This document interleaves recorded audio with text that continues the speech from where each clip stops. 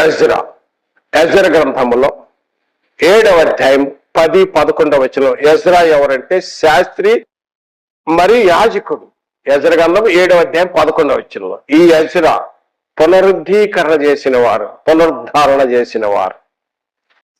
Ezra, Nehemiah great leaders వీళ్ళు.